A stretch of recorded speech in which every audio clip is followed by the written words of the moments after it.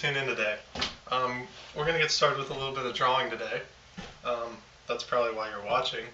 So if you want to come on over, the first thing we do when we want to do art is we assemble the materials. So since we're just going to start out with some, I think we'll start out with some light sketching today. And all we're really going to need is some paper and some writing utensils. So, got some paper right here. Looks like we got some pens, maybe a pencil, and this. So, the key to sketching is lighting. So we got to make sure we have the appropriate lighting. This is my drawing lamp, if you will. And as you can see, that just puts a nice, bright sort of light on the paper. So we've got our materials, we've got our lighting. Now we're ready to draw. So the next part is imagination. We have to decide what we want to draw. So we'll start out with something pretty traditional that a lot of people like to start out with, and that's landscapes. So to start our landscape, we need a horizon, and that can be done with really just a simple sort of. And now we've got our horizon. At this point, the battle's half won, because as you can see, we've got our sky and we've got our ground. The next part is just sort of filling all this in. Is just sort of filling all this in with stuff. So maybe we've got some cloud. Maybe we've got some clouds in our sky, and maybe in the corner we've got sort of our sun sort of peeking out here. Alright, and now our basic shapes are in place. So from there, it's really just sort of a matter of preference. You can sort of add in these sorts of strokes. Really add texture when we're going for sort of a grassy look. So you get the idea. Just sort of quickly fill in the grassy sort of areas. Now, as you can see, the way I've positioned my sun here is going to be really critical on how I do my shading. Because if I've got a tree that I'd like to place right here, my sunlight is coming from this direction here. So my shadow is going to be more or less over here. And for shadowing, you might want to actually use a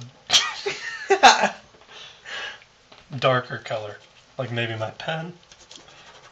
So there you can see we get a nice, dark, rich shadow by using the pen.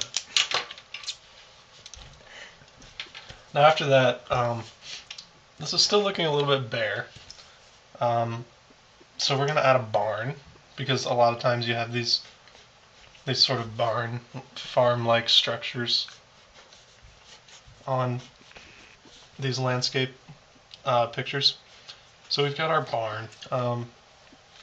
We're going for realism, so we're going to go ahead and make it red, like barns are, generally. And as you can see, that sort of makes it stand out. That barn really sort of jumps out at you and says, I'm a barn.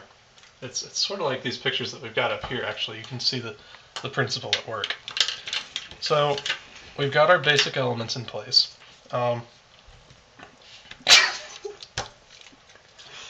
If you want, you can add in figures in the distance, you know.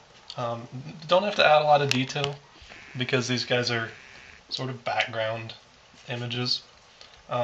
Maybe we've got birds. just little things, little attention to detail that really adds some realism to the work. And so once we've got our basic shapes in place, like I said, shading is everything. We want to add some shadows. Sometimes you really just need to add in some extra tools to really strengthen the effect. So as you can see, by using sort of a circular movement, I really get good. Now, all right. So all right. So our picture is really coming to life now. We have certain characteristics that really jump off the page at you, like you can see here and here. Just certain areas that really draw the eye's attention, and that's what you want. You want a progression of colors. So you're like, this sun should should really be a focal point of our picture. So we want that to stand out, sort of like this. All right. So when you first see the picture, yellow is the brightest. So that's where your eye is going to go first, and then it's going to kind of work its way down here. And you can, if you want, you can sort of draw an arrow, which will sort of a subtle message, like this is the progression of the picture. So we've got that in place. Sky's blue, obviously, so got some blue in there to represent the sky, and then the green for our grass. So at this point, the portrait is really coming into development. Birds are a little dark. Go over them with the pen. Add some finishing touches, some outlines, just some things like that to sort of make it your own, I guess. Barn roof might be orange.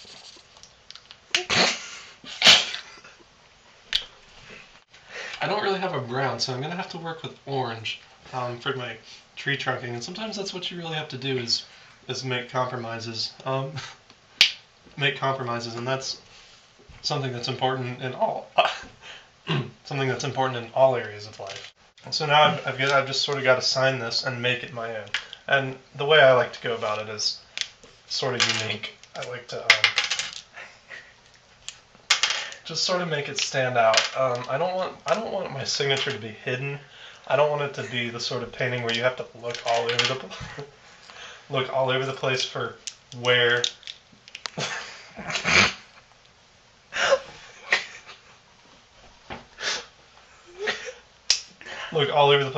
the signature is. So I just sort of do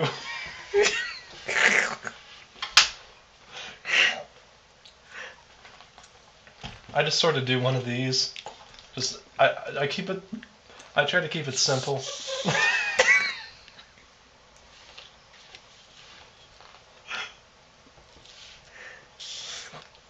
I try to keep it simple, just sort of the Z for Zach. And that way it's almost like it blends in with the picture. Like you don't immediately see it, but it's there. Like you're not going to miss it, but at the same time it's not like dominating the picture exactly. Alright, well I'm really glad that you came by. I hope that you learned something.